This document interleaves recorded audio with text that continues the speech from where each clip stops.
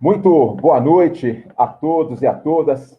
É um prazer enorme estarmos aqui para conversarmos, e é sempre bom esse espaço, né? Muito democrático, aliás.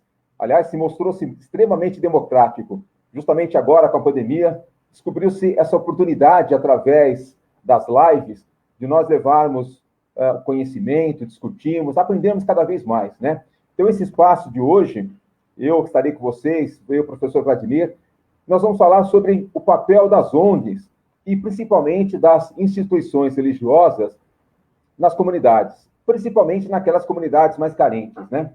Onde o Estado não se faz presente, onde, muitas vezes, se não é o papel dessas instituições, muitos dessas crianças, desses jovens, estarão possivelmente na mão do tráfico, né? De um traficante. Então,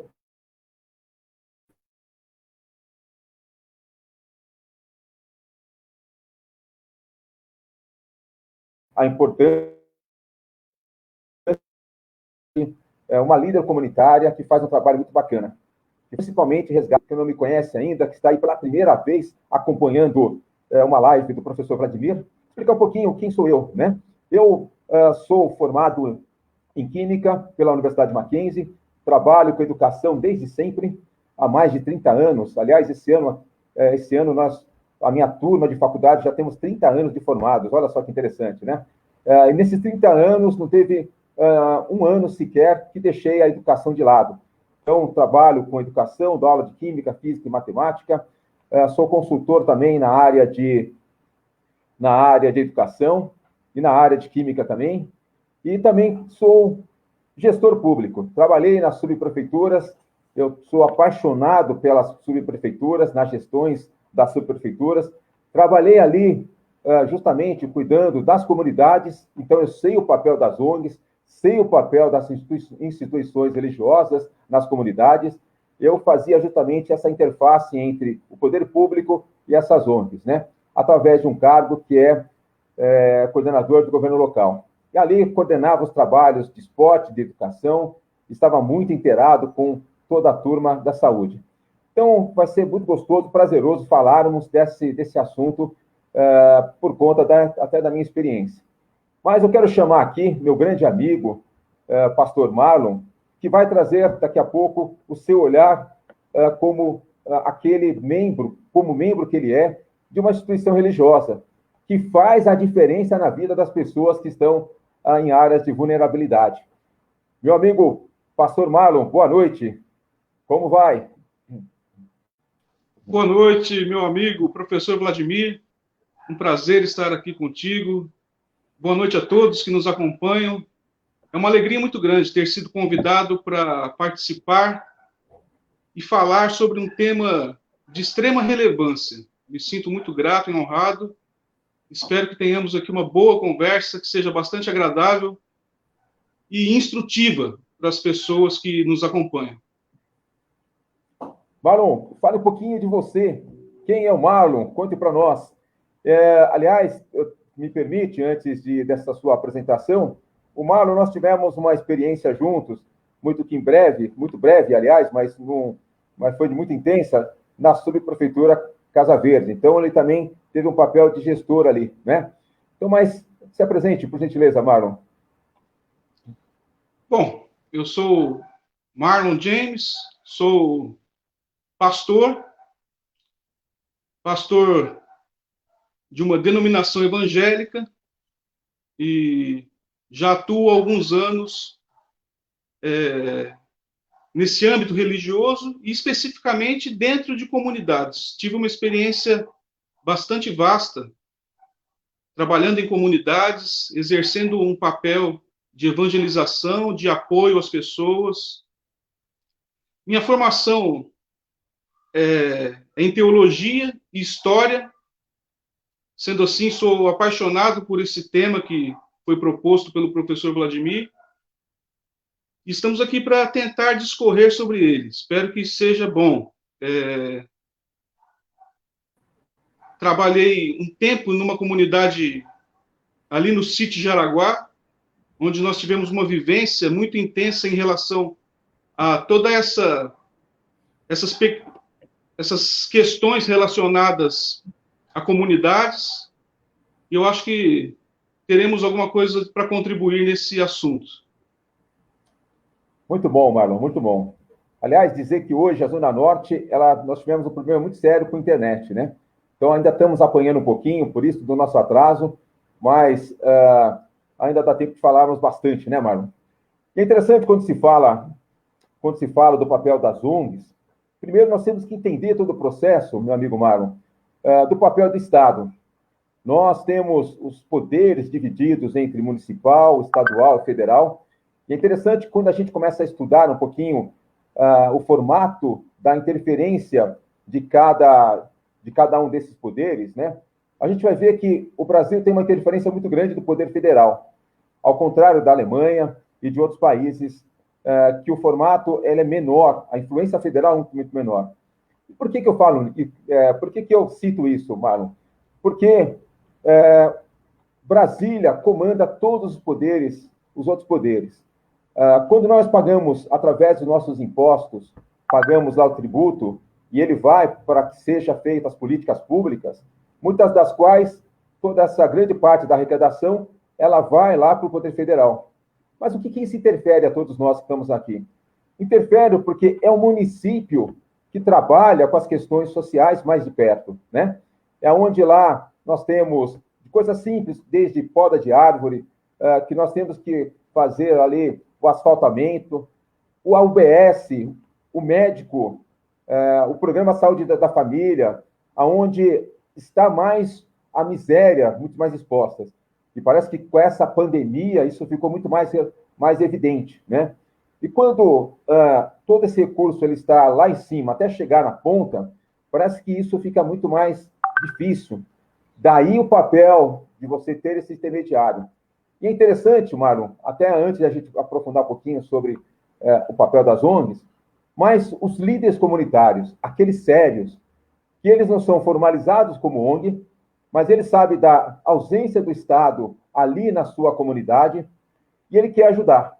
Então, muitos deles se organizam de uma forma muito precária, mas eles são líderes que vão à luta buscar recursos, alimentos, vão se organizar para ter moradia, vão lá conversar com o seu vereador, vão lá conversar com o seu prefeito, vai lá conversar com o subprefeito para que possa trazer melhorias para a sua comunidade. Então, a primeira forma de organização que se tem é o líder comunitário, não é isso, Marlon? Sem dúvida, né, Vladimir? Muitos deles enfrentam essa dificuldade, conforme você mencionou, de não conseguirem a legalização para trabalharem. Muitos têm dificuldades, mas têm aquela boa vontade. E dentro desse âmbito, agora começo a puxar aqui a sardinha para minha brasa, ou a brasa para minha sardinha. Começo a puxar para o ramo que eu conheço, que está mais relacionado a instituições religiosas. A gente tem muito disso, né, Vladimir? Pessoas que são cheias de boa vontade e querem exercer esse trabalho de ajuda, de assistência ao próximo, porque tem esse amor no coração, mas infelizmente encontram uma burocracia terrível para poder legalizar as suas associações, as suas ONGs. Eu acho que o poder público deveria voltar o seu olhar para essas instituições, inclusive também para facilitar o ingresso delas nesse processo, para que elas estivessem legalizadas para poder exercer esse trabalho. Porque esse pessoal, as religiões, de um modo geral, e daqui a pouco eu vou puxar mais a sardinha ainda para a evangélica, da qual eu faço parte, porque sou pastor, mas as religiões que têm as suas associações e trabalham nos bairros com suas instituições para poder atender a comunidade, elas deveriam receber um olhar especial do Estado, porque elas fazem um papel que muitas vezes, conforme você mencionou na sua fala inicial, o Estado não chega. E lá estão essas instituições para poder ajudar o povo, para poder servir a comunidade. E eu acho que nós deveríamos começar a pensar em políticas públicas que viessem facilitar, inclusive, o ingresso dessas instituições para que elas fossem totalmente legalizadas, para que pudessem exercer aí o trabalho delas com mais liberdade. Eu acho que o poder público deveria olhar mais para isso. Você sabe, Marlon, algumas das lideranças que vou citar aqui, ou uma delas especificamente, você conhece, né? Vou citar uma senhora que, muito embora o nome dela leve a crer que para as pessoas que não a conhecem algo que vai para o lado do crime, ela não tem nada disso, que é uma senhora chamada Dona Nóia. Eu conheço essa senhora desde 2006, quando eu já ocupava um cargo pela Prefeitura Regional Casa Verde, e ali sempre tinha as reivindicações das comunidades, e ainda não formalizadas, muitas delas. E essa senhora, ela tinha um cunho de reivindicações muito grande para a comunidade ali. Uma comunidade esquecida, dominada pelo tráfico, e ela, muito embora tenha o nome de Dona Nóia, ela tem esse nome porque ela trouxe da Bahia esse nome. Fez nada de errado, muito pelo contrário. Todos os eventos que ela faz social, ela faz um evento bacana para as crianças, no Dia das Crianças, arrecada os alimentos, faz o bolo, e ali ela faz a distribuição. E ela vai atrás de tudo que precisa para a comunidade. Então, a gente tem aí esses exemplos dessas lideranças que acabam fazendo um bom trabalho. A boa liderança, né? É claro. Agora, quando nós falamos daquele poder constituído, organizado, das ONGs, nós temos hoje uma quantidade imensa de ONGs, de instituições que estão aí querendo fazer o bem para as pessoas. Muitas se perderam ao longo desse processo, porque elas viram uma oportunidade, sim, de ganhar dinheiro, mas não de fazer a diferença na vida das pessoas. Mas nós vamos falar aqui hoje daquelas ONGs sérias, né? E é justamente cobrindo aonde o Estado não aparece. É claro que muitas dessas ONGs, elas têm o aporte, e precisam ter o aporte do governo, porque a lei permite isso, fazendo com que as ONGs elas tenham uma parceria com o Estado. Ela é muito mais interessante isso, esse formato, para o Estado, muito mais barato, e é mais eficiente, porque eles são especialistas e vão lá no local. Exemplo, as creches, muitas das creches. Algumas das creches, elas saem um pouco da retórica, mas elas fazem um papel na comunidade muito importante, desde que esteja a condição que é dada a elas, o alimento que é fornecido pela própria prefeitura e o pagamento para que os professores e educadores possam fazer os seus trabalhos, né?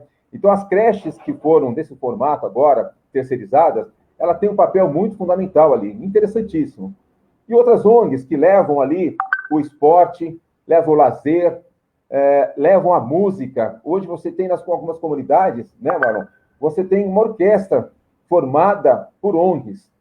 E o papel disso, ela é transformador nas comunidades. Ele é uma forma de você trazer a democratização do ensino, do conhecimento, da cultura, porque senão você acaba aprofundando cada vez mais a diferença entre rico e pobre nesse país, né? Não é isso, Marlon? Sem dúvida, Vladimir. A gente percebe que esse tipo de trabalho que é exercido, ele tem uma influência muito grande dentro da comunidade, né? As ONGs e as associações que trazem esse trabalho para o povo, é um trabalho de inseri-los realmente dentro da sociedade, tirá-los da marginalidade. Porque muitas vezes esse pessoal ele se encontra em um estado de marginalidade, são esquecidos realmente pelo poder público, são mal vistos pela sociedade de um modo geral, e esse trabalho que é feito de maneira séria, correta, ele vem trazendo essa dignidade, vem resgatar isso nessas pessoas. E a gente percebe em muitas delas. Você citou aí o caso da dona Noia, que não é Noia, e não é mesmo, porque conhecemos, sabemos que é uma pessoa maravilhosa, uma senhora que trabalha em prol da comunidade, e como ela temos muitos outros. A semelhança do pastor Reinaldo, por exemplo, que você conhece, que também faz um trabalho muito bonito com as crianças, dando alimentação, música também, conforme nós podemos constatar lá na comunidade dele, trabalhando ali com música, para inserir essas crianças, tirá-los da ociosidade e dos perigos que isso acarreta para a vida delas, e dar-lhes uma atividade que tenha como objetivo não apenas a questão da música em si, mas de mostrar outras possibilidades de vida para essas pessoas. Isso que é muito interessante.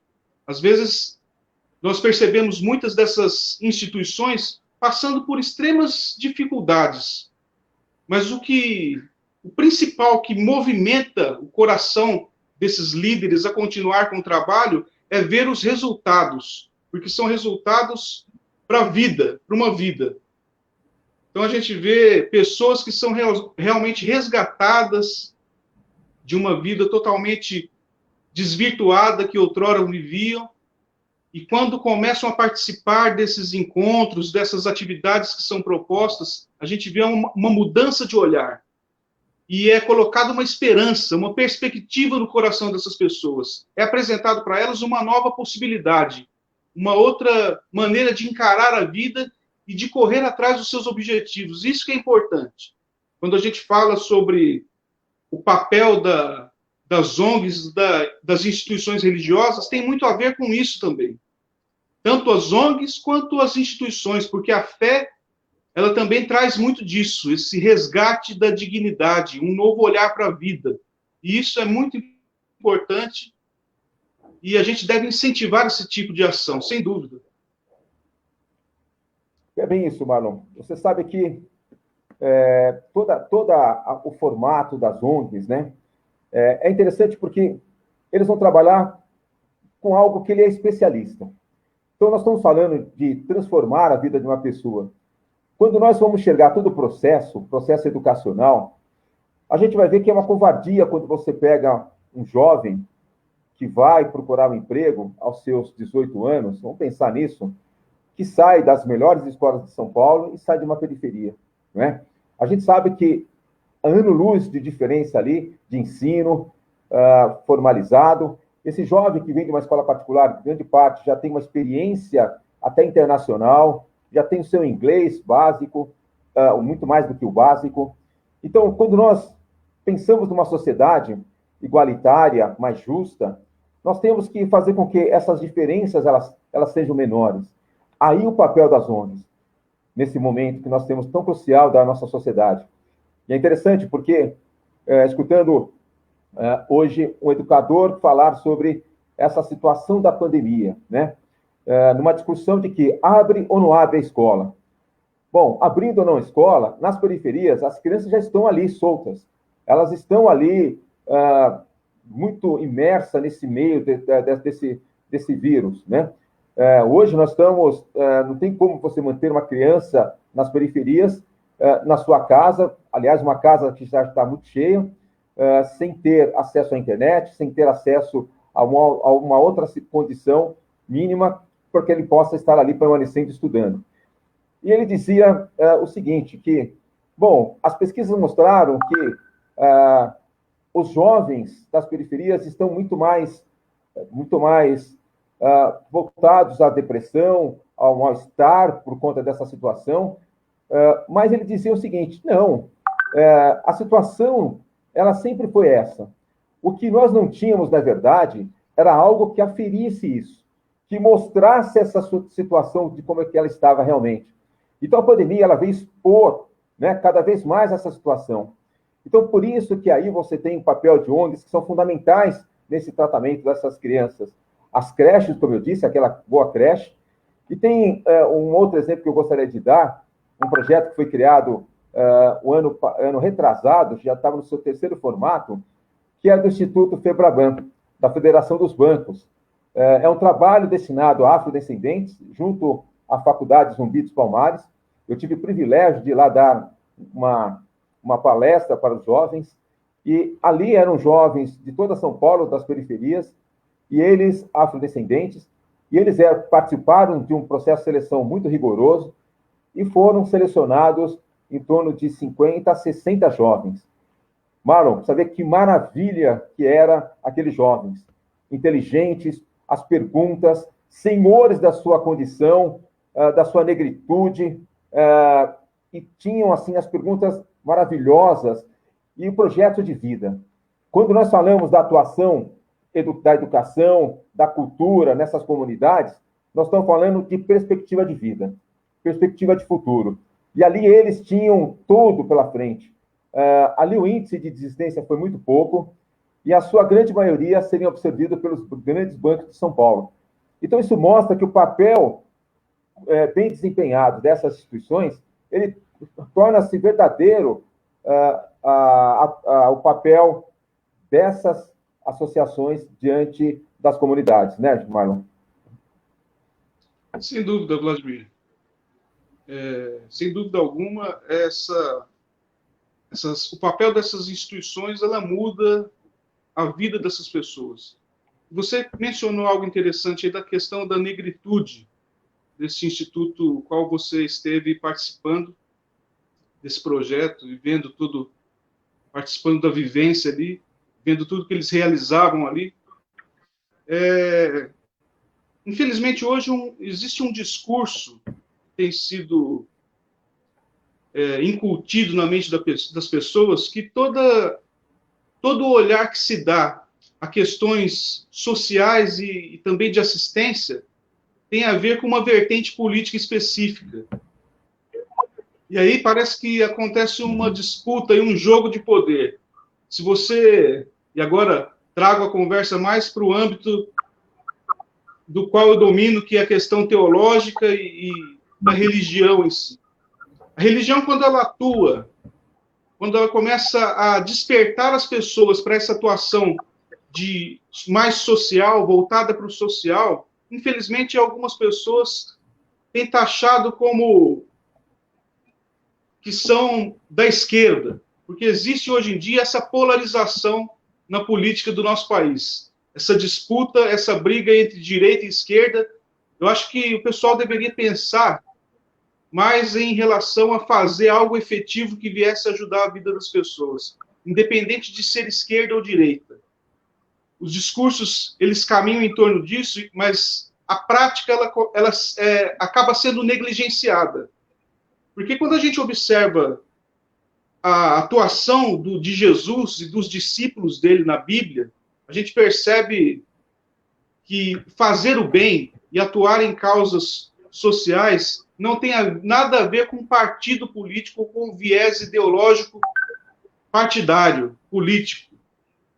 E às vezes eles querem relegar determinada vertente da sociedade que trabalha com esse tipo de coisa a uma posição política específica.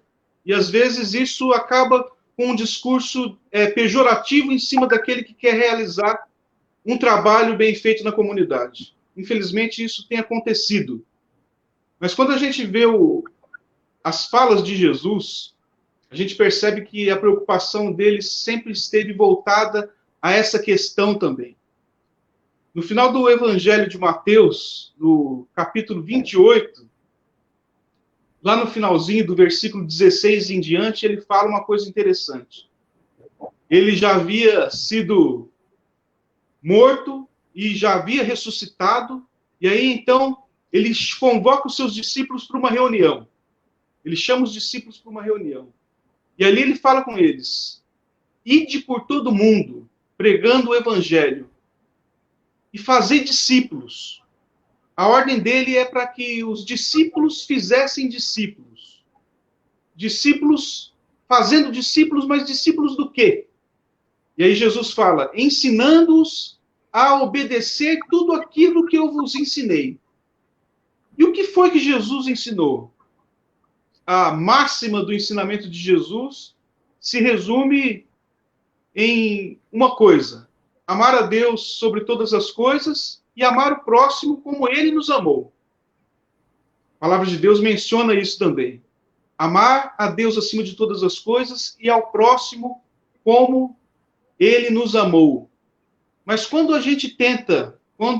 nós tentamos demonstrar esse amor, parece que existem algumas vertentes, tanto da sociedade quanto das lideranças religiosas, que tentam embarreirar isso. Nós precisamos vencer esse discurso e vencer através de demonstrações práticas disso aí que você falou, desses exemplos positivos que você deu. A gente precisa mostrar isso, a gente precisa divulgar isso, a gente precisa dar visibilidade para essas ações do bem que acontecem tanto em relação às ONGs sérias, quanto aquelas atitudes feitas pelas instituições religiosas que são sérias também. Aliás, é importante a gente frisar o sério, porque tanto do lado de ONGs, quanto do lado da religião, a gente sabe que, infelizmente, existem os patifes. Os patifes, tanto das instituições, ONGs e associações, quanto também aqueles relacionados à fé, que, infelizmente, abusam da fé das pessoas para espoliar a comunidade, para espoliar as pessoas, e a gente precisa combater isso através da nossa fala, do discurso, mas principalmente da ação. E essas ações que são maravilhosas que têm acontecido, elas devem receber toda a nossa atenção e devem ser mostradas. A gente deve jogar luz em cima delas para que elas apareçam e as pessoas vejam que ainda existem trabalhos sérios sendo realizados. Existem pessoas, líderes comunitários sérios. E existem também pessoas que querem mudar a situação da comunidade de um modo geral, da cidade, do país, do mundo. Existem pessoas boas. Infelizmente, às vezes, elas são caladas, elas são embarreiradas pelas pessoas que não querem que essas coisas boas apareçam e mostram só aquilo que é de negativo.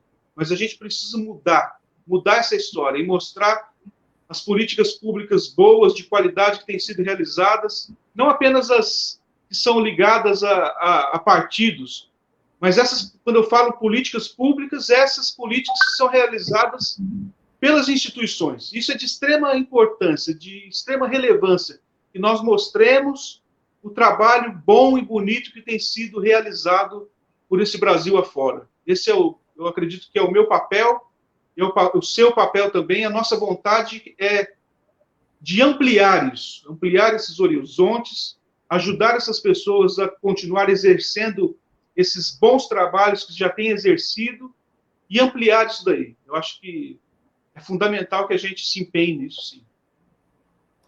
Marlon, você sabe que quando nós falamos em instituições, né, elas agem em diversos setores, ou diversos segmentos.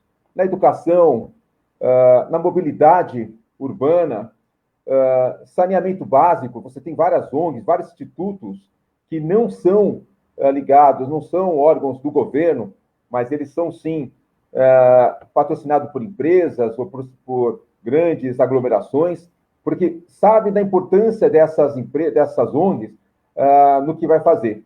Então, nós temos uma atuação muito grande, né, muito diversificada hoje. Nas questões de meio ambiente, né? Você tem a SOS Mata Atlântica, que defende o meio ambiente. Você tem lá na Amazonas tantas outras instituições que estão apanhando demais, né? São taxadas, como você disse, de direita, de esquerda. Ainda tem essa bandeira ainda muito enraizada. E aí você tem um papel coberto dessas ONGs em todos os setores. Especificamente, entrando agora nas questões das instituições religiosas, né? Primeiro, eu posso dizer a você, Marlon, talvez já conheça essa história, mas a todos os nossos amigos que estão aí a escutar e a ver essa live, dizer que eu sou um fruto disso, né? De uma instituição sem fins lucrativos, na qual me acomodou no seu seio, e dali saí depois e fui tocar a minha vida. Mas dos 4 até aos 12 anos, a Liga das Senhoras Católicas, que hoje é conhecido como Liga Solidária, foi o meu berço, né? Foi aonde ali foi a minha casa, aonde eu pude ter os meus valores morais, religiosos, enfim, né? É claro que não era um outro tempo, né? Um tempo na qual hoje todas as questões da criança, do jovem, estão muito mais contempladas. Mas dentro do que foi possível, foi me dado, né? Que foi os valores morais. Então, isso que é bacana, né? Eu sou exemplo de que isso pode dar certo, né? Quantos outros podem dar certo?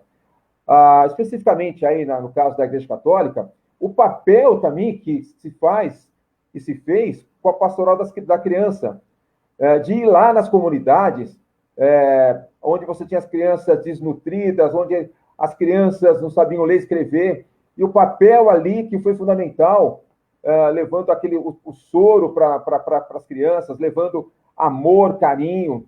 Qual é o papel que se tem das igrejas evangélicas? Eu costumo dizer que lá, quando você olha ali na comunidade, você vê a ausência do poder público. Ali não tem, muitas vezes, uma creche, uma escola, lá na comunidade, lá no meio mesmo, né? Ali a Sabesp vai lá colocar água porque eles imploram. Muitos têm que fazer o roubo da eletricidade para ter acesso a coisas básicas, Marlon. Nós estamos falando de coisas básicas. E aí, quem está ali? Ali você vai ver um pastor, você vai ver a Igreja Católica, você vai ver o trabalho religioso, de alguma forma, daquele líder espiritual, espiritualista, para fazer com que as pessoas tenham um pouco de paz na sua alma, né? Para que todo aquele peso dessa situação agora, do que ela está se enfrentando, ela pode se tornar um pouquinho mais leve. E aí o que é bacana, porque se dar, sim, o alimento, a educação, mas também o conforto espiritual, né? Leva ali o amor a todos eles. Você fez a referência ao Evangelho, gostaria ali de fazer também uma observação, ou algumas, ao longo de nosso bate-papo. Mas uma vez que Jesus se foi para a pátria espiritual, ele que foi o divisor de águas no conceito de trato, de amor ao próximo, até porque existia um conceito entre os romanos e os judeus à época, que aquele que nascia com a sua doença, ele era um pecador, né? E até muitas perguntas fazia ao Cristo: quem pecou? Foi ele ou foi alguém da sua família, né? Então, porque se considerava isso. Não bastasse o fato de alguém já nascer numa situação tão adversa, cego, ou ali, sem poder andar, e ainda assim era acusado de ter sido um pecador. Mas uma vez que Jesus se foi, ali, os apóstolos começaram a fazer a divulgação do evangelho, mas muito mais do que isso, levar o amor às famílias, né, às pessoas, a criar a casa do caminho, a receber aqueles que precisavam do amor, do alimento físico, não é? Então, esse é o papel que ainda, passado 2000 anos, ainda muitos têm isso como sendo maravilhoso. Passo a palavra para você, mas antes de passar, eu cito o exemplo de quando eu estava indo para a Austrália, eu fui via África do Sul, e quando eu cheguei na África do Sul, eu ia ficar ao longo do dia, e ali encontrei 2 pastores de uma igreja chamada Deus e Amor, né? E quando eu estava ali no aeroporto, a esperar um momento para que eu pudesse embarcar, mas só ia ser só à noite, eles passaram falando português, e eu brinquei com eles, vocês são brasileiros, né? Eles começaram a conversar comigo. Fizemos uma amizade muito intensa, e eu fui na casa onde eles estavam hospedados, me receberam lá, fiquei até a noite, depois me levaram no aeroporto, e conversando com ambos, eles diziam para mim o seguinte: nós vamos fazer a evangelização pelo mundo. Marlon, eu estou dizendo isso lá atrás, em 95, 97, 98, por aí. Eles estavam indo para lá e um deles não sabia falar outro idioma senão inglês. E ele ia para uma área fronteiriça à China. E eu disse, mas como é que você faz isso? Deus me guiará.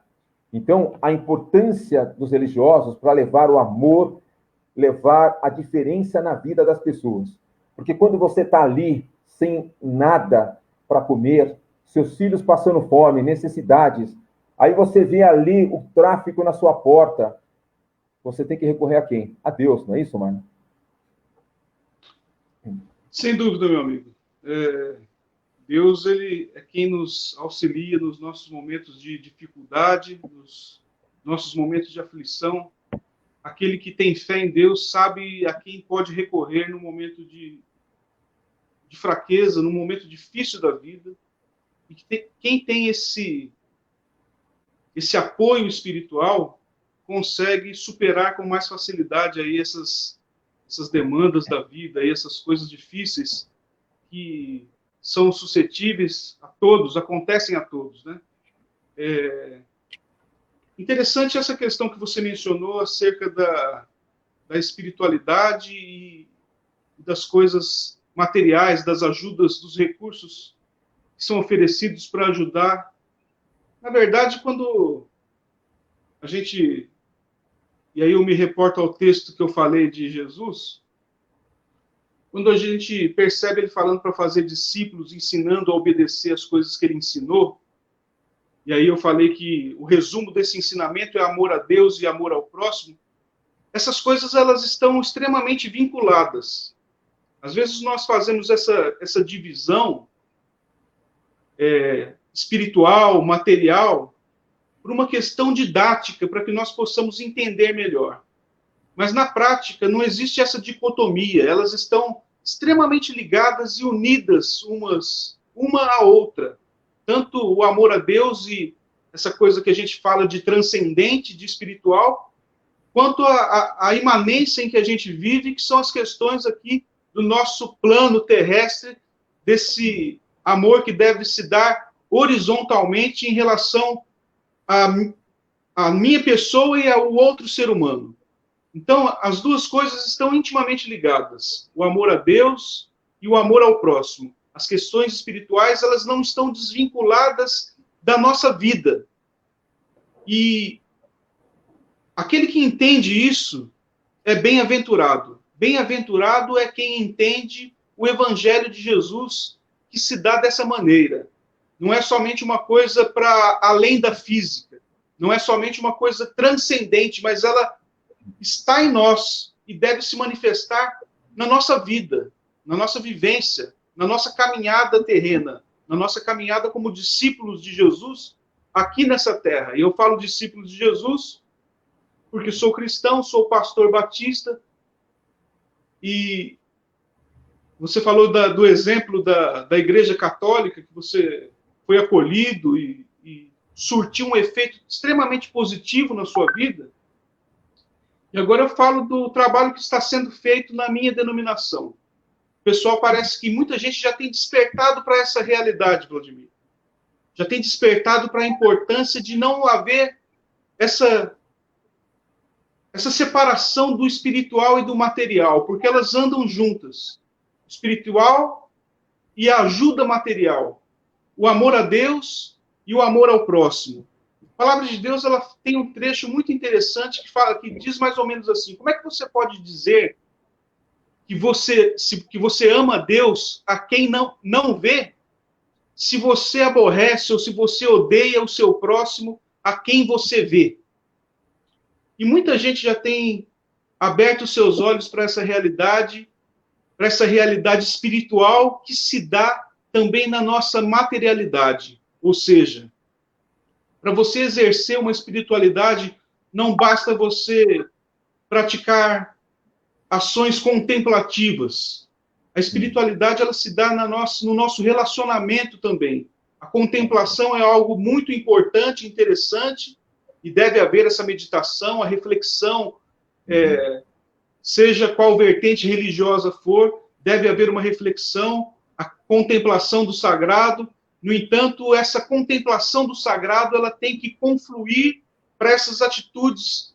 Ela deve confluir, deve desembocar no chão da vida. Essa espiritualidade, ela deve se dar no encontro com o próximo, no encontro com o outro. E a gente vê que muitas igrejas, e agora eu falo dos evangélicos, têm sido despertados para essa realidade, e isso é muito bom. Infelizmente, ainda não é uma maioria. Existem muitos que ainda pensam que o espiritual está desvinculado dessas questões da ajuda ao próximo, mas a gente precisa valorizar as ações que já têm sido realizadas. A minha denominação, como eu citei, está fazendo a campanha de missões nacionais. E é muito bonito o trabalho que eles têm feito por todo o Brasil, inclusive nas Cracolândias, onde são implantados núcleos para atendimento dessas pessoas que estão passando por esse problema de vício em drogas e todo aquele dilema que você sabe muito bem, porque você conhece isso, o dilema que essas pessoas enfrentam. Então, as frentes missionárias estão ali para atender não apenas o lado espiritual. O lado espiritual é fortalecido, sem dúvida, com a apresentação do Evangelho, com a palavra que é pregada, é proclamada, os ensinamentos que são dados àquelas pessoas, mas também isso vem regado de uma ação. De uma ação, porque isso vem corroborar e vem dar força para o testemunho. Porque o pessoal está muito cansado de discurso. Porque senão fica igual ao discurso político. É aquele blá, blá, blá, uma vez por ano, e quando chega na hora da prática, as pessoas não conseguem tocar em nada. Não tem nada tangível. E aí, a minha denominação já tem se despertado para isso há algum tempo, e muitas igrejas evangélicas também entenderam que o amor a Deus está vinculado ao amor ao próximo. E se você diz que ama a Deus a quem você não vê, e odeia o seu próximo a quem você vê, você é mentiroso. A palavra de Deus fala que você é mentiroso. Pois quem não ama o seu irmão, como é que pode amar a Deus? E a palavra de Deus fala também que nós devemos amar o nosso Deus e o nosso próximo, não apenas de boca, não apenas com palavras, mas em ação. E a ação, elas se dão dessa forma. Como que você ama alguém com ação? A própria palavra de Deus ensina isso. A Bíblia diz assim: se você tiver recursos materiais e ver o seu irmão passando por necessidade, ver o seu irmão em necessidades e não se compadecer dele, como pode permanecer em você o amor de Deus? Se você está vendo seu irmão sofrendo, passando por necessidades, você tem recurso e você não se dispõe a ajudar, como é que você tem coragem de abrir a boca e falar que ama a Deus? E aí entra em um templo religioso, seja ele qual for, e faz ali as suas preces, as suas orações, simplesmente observando as questões ali do transcendente e contemplativo, mas isso não conflui para a vida, para a prática, para o encontro com o outro.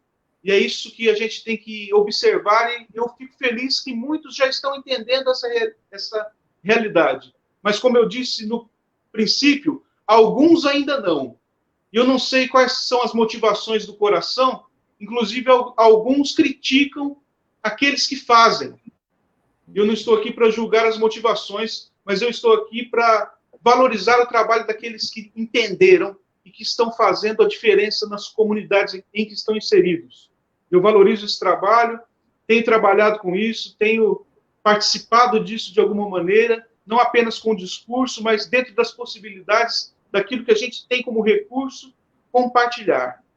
E a gente compartilha tudo, essa dignidade, como você disse, que a gente deve proporcionar a essas pessoas que estão à margem, elas não estão relacionadas apenas ao assistencialismo, e não deve estar apenas ligada a um assistencialismo que não leva essa pessoa a sair daquela posição ruim em que ela está inserida.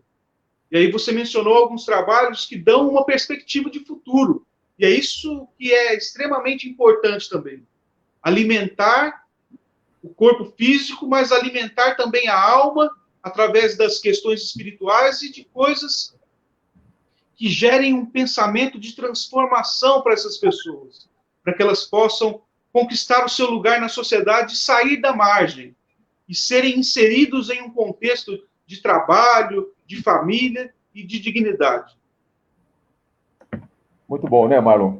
Você sabe que o quão belo quando você tem um ente da sua família que está envolvido nas drogas e seja recuperado, né? Ou no crime, que seja. E aí, muitas vezes, são taxados, né? Pô, mas ele roubou, matou, e agora está dizendo que se converteu. Ué, mas tem que se converter mesmo, não é bom isso, né? Que ele se transformou, de alguma forma. É claro que a César o que é de César, Deus que é de Deus. Que cumpra-se a lei. Se ele terror, vai cumprir na prisão, vai da onde tiver que ser, mas a transformação do ser é importante, né? Nesse aspecto, o papel das igrejas ele é fundamental nesse processo todo. E você sabe que um aspecto interessante no mundo empresarial é de que as empresas, elas sempre foram muito capitalistas.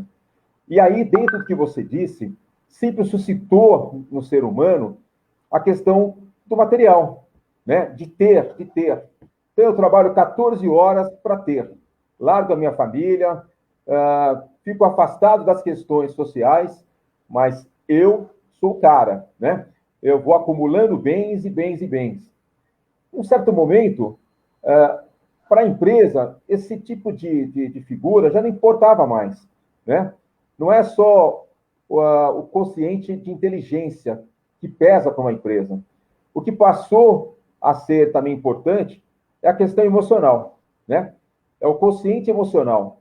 O quanto eu consigo me relacionar com os meus entes queridos, né? E com a sociedade também. Como é que eu consigo fazer isso? Eu consigo ter um equilíbrio com a minha mulher, com meus filhos? Eu consigo ter um tempo de lazer? Então, esse era considerado o ser mais integral.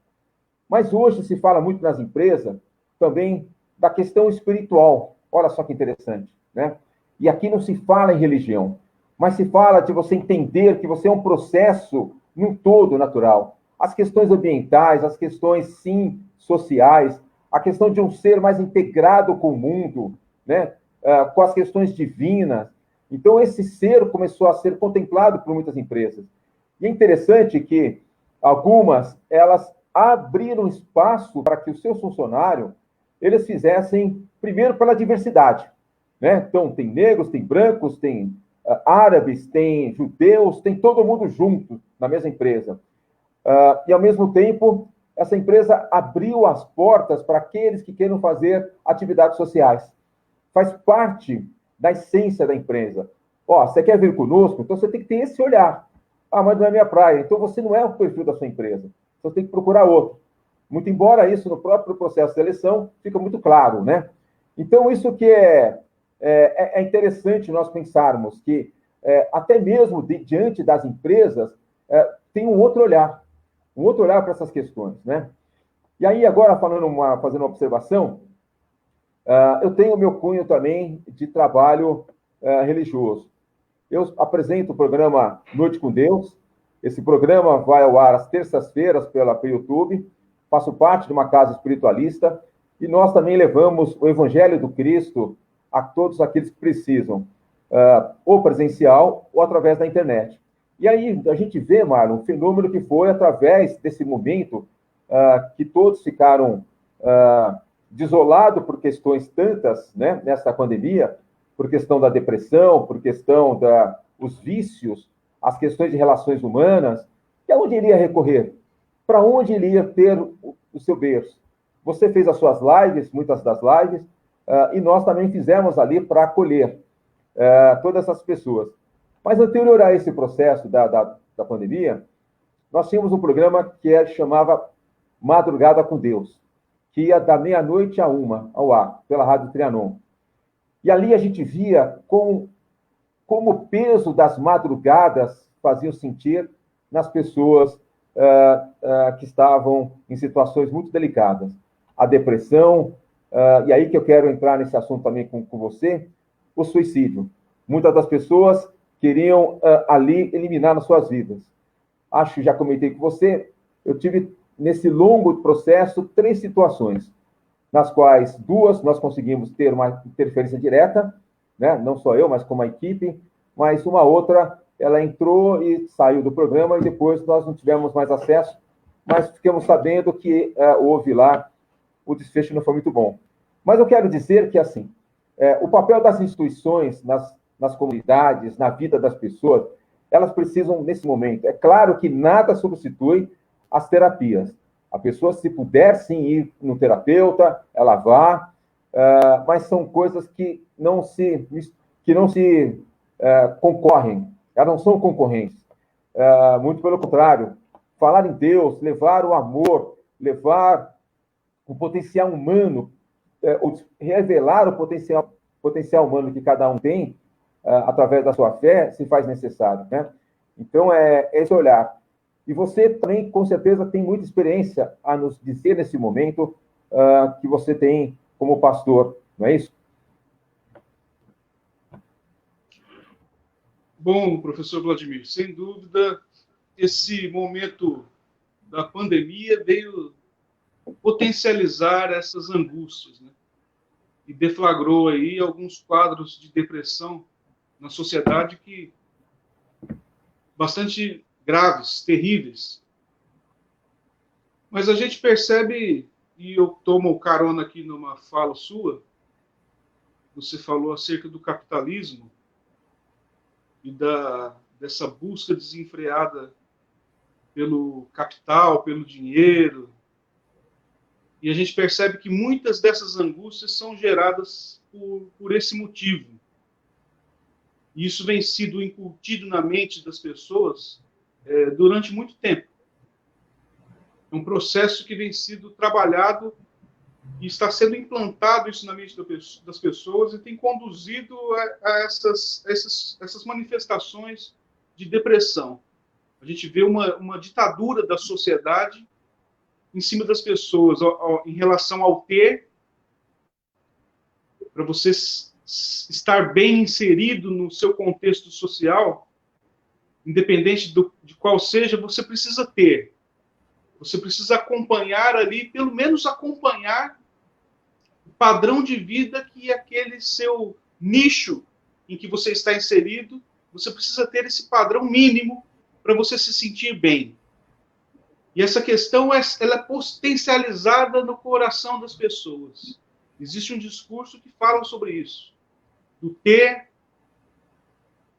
isso se dá em questões financeiras, isso se dá também na questão do ter em questões estéticas. A gente vê uma ditadura daquilo que é dos padrões físicos, dos padrões de beleza, que vem sido colocado na mente das pessoas. E toda essa busca por essa perfeição acaba gerando uma angústia no coração das pessoas. No caso da minha religião, que é a cristã, e de uma vertente evangélica, nós temos uma resposta para isso. Acredito que as demais religiões elas tenham as suas respostas, as suas falas que venham trazer alívio para as pessoas em relação a essas questões. Mas a fala em que eu me apoio para aconselhar e para procurar levar um alívio para as pessoas é aquela fala de Jesus. Não andeis ansiosos por coisa alguma. A ansiedade ela tem gerado essa depressão. As pessoas elas estão ansiosas porque elas querem obter coisas. As pessoas estão preocupadas, elas ficam preocupadas porque a idade vai chegando. A idade vai chegando e até a gente, Vladimir, que nós que temos essa experiência espiritual, nós que temos um envolvimento com as coisas espirituais, nós que somos discípulos de Jesus, muitas vezes a gente se pega pensando nessas coisas, porque é algo tão forte que é pregado pela sociedade, e direto a gente tem que rever os nossos conceitos.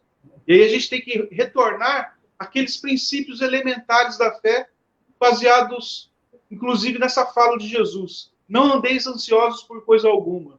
Às vezes a gente fica ansioso com o tempo. A idade está chegando. Eu estou com 40 e poucos anos. O que eu conquistei? Ora, se você não estiver firmado na maior conquista que um ser humano pode ter, que é a salvação da sua alma em Cristo Jesus, nada mais pode te alegrar e trazer alívio para essas aflições. Então, as questões espirituais, elas vêm trazer esse alento para a alma das pessoas, quando ela é baseada também nessa perspectiva correta. Porque, infelizmente, Vladimir, eu percebo, você viu o lado positivo das religiões, que elas ajudam no combate dessas coisas, e tem muitas sérias, e aí a gente vê pessoas sérias, como eu já disse, em várias vertentes da sociedade, mas, infelizmente, a gente vê várias pessoas desonestas também com um discurso em todas as vertentes, e, infelizmente, também dentro dessas comunidades religiosas. Um discurso de Jesus, como esse que eu citei, em muitas delas é desvalorizado. Não se dá o devido valor a essas palavras de Jesus. Pelo contrário, se incentiva a busca no ter. E, às vezes, o discurso religioso é totalmente desprovido dessa espiritualidade genuína que a gente vê em Cristo. Então, qual que é o papel das instituições religiosas? Ser sinceras com esse discurso, que não tem a ver com esse materialismo que é apregoado pela sociedade. As questões espirituais, elas devem trazer alento e te colocar em uma busca correta daquilo que é a integralidade do ser humano. Você falava da integralidade do ser, e a integralidade do ser humano também está relacionada às concepções corretas que ele tem de mundo, a sua cosmovisão. Esse negócio que infelizmente é apregoado, quanto mais tem, mais você tem que querer, é totalmente contrário aos ensinamentos do Cristo e é totalmente contrário à maioria das religiões. Porque as religiões, na maioria delas, elas não se pautam nessas coisas. Mas, infelizmente, esse discurso está corrompendo algumas religiões também. Por isso, um dos papéis importantes da religião é voltar aos seus princípios elementares. No caso da minha, que é evangélica, e pautada principalmente na palavra de Deus, na Bíblia Sagrada, voltar aos princípios da Bíblia. Ler a Bíblia conforme a ótica de Jesus, o olhar de Jesus, a cosmovisão de Jesus. Eu acho que a gente fazendo isso, esse retorno à espiritualidade simples do nosso mestre, a gente vai conseguir executar um papel fundamental e preponderante para que esses males, principalmente a depressão, o suicídio, né, sejam, de alguma maneira, abrandados. E, quem sabe, até eliminados quase a zero, né? mas a gente precisa entender o que é a doutrina de Jesus, o que é a palavra de Deus, o evangelho genuíno, para que venha trazer tranquilidade para que as pessoas vivam a vida de uma forma que tenham as suas almas pacificadas e não assoladas por toda sorte de ganância. Porque essas ganâncias, elas geram todo esse desconforto e essas depressões, que a pessoa ela se vê obrigada sempre a buscar a ter, e nunca prestam atenção no ser. Eu acho que esse é um caminho que a gente deve começar a observar com mais seriedade. Marlon, olha só, já uma hora de live, ficaríamos conversando Professor, mais, tem muita coisa. Oi. Professor Vladimir, eu gostaria de interromper o meu entrevistador, e agora vamos inverter o papel. Você vai ser entrevistado agora, porque aqui estamos com uma pergunta de um telespectador que eu gostaria de passar para você. Já que estamos no final aqui do nosso tempo, não sei se é válido fazer isso agora ou no final. Já vou passar então para você a pergunta. O nome do nosso telespectador é Júlio César Nunes. Ele pergunta para o professor Vladimir: quais acessos são possíveis para destinar a responsabilidade governamental a ela mesma, não sobrecarregando ONGs, que em sua maioria não têm expertise no atendimento, mas sim boa vontade, e os possíveis desembaraços para transformar os projetos mais eficazes nas comunidades? Olha, você sabe que todo o papel... Bom, nós escolhemos nossos representantes, que sempre apresentam o seu modelo de governança. O ideal seria que nós tivéssemos as políticas públicas garantidas, independente do governo que vai se fazer presente. Fosse um processo constante. Acho que a grande discussão nossa tem que ser em cima disso. Você quer ver um meio para isso? Nós temos as diversas comissões, os conselhos, que eles são esses conselhos representativos da sociedade. E eles trazem para o debate sempre as questões, os anseios sociais. É uma pena que muitos deles, nesses últimos anos, foram esvaziados, mas é um instrumento pelo qual nós temos, bem próximo desses governos, de chegar ali e colocar o que nós queremos quanto sociedade, de uma forma organizada, e fazer com que as políticas públicas elas se tornem permanentes, independente do poder que está ali no momento. A grande questão é que há sempre mudanças. Quem entra no governo quer colocar sua marca, o seu modelo social, ele quer colocar ali o seu programa, e aí quando você não tem isso como realmente o programa de governo, independente de qual seja o partido que esteja organizado, a gente perde muito. Mas eu acho que esse momento que nós estamos vivendo, Marlon, é o principal momento para isso. Acho que com essa mudança, nós temos que ter agentes públicos que consigam enxergar isso. Que nós temos que trazer políticas públicas nesse momento que elas sejam duradouras e que sejam revolucionárias, para não sobrecarregar as ONGs. Tem toda a razão nisso, né? Mas agora, aquela velha questão que é importantíssima, escolher nossos representantes que pensem desta forma, que consigam visualizar desta forma, né? É uma pena que grande parte daqueles que são eleitos, eles não têm uma visão macro de uma administração, de uma gestão eficiente, inclusiva. Então, acaba se fazendo coisas pontuais, de grupo A, de grupo B, e não acaba tendo uma política pública permanente. Então, seria desta forma, através dos comitês, através das câmaras setoriais, através de participação popular. Esse é o jeito. Caso contrário, a gente não vence essa guerra. Ok, professor. Tá bem, Marlon? Meu amigo Marlon, por favor, pode falar. Não, eu estou vendo se tem mais alguma pergunta dos nossos amigos que estão assistindo. Acho que não. Marlon, nós teríamos muito mais a falar, é um assunto que realmente ele traz uma luz para as pessoas, né? Agora, eu quero agradecer a sua participação, se você tem as suas considerações finais, e, enfim, para que a gente possa, num outro momento, marcarmos um novo encontro, Marlon. Mas as suas considerações finais. Ok, professor. Agradecer pelo convite. Para mim foi muito bom estar aqui participando com você, com essa audiência sua. Muito bom mesmo. Muito obrigado por ter essa oportunidade para falar de um assunto que eu gosto. E lamentar porque está acabando, né? Porque agora que eu comecei a engatar.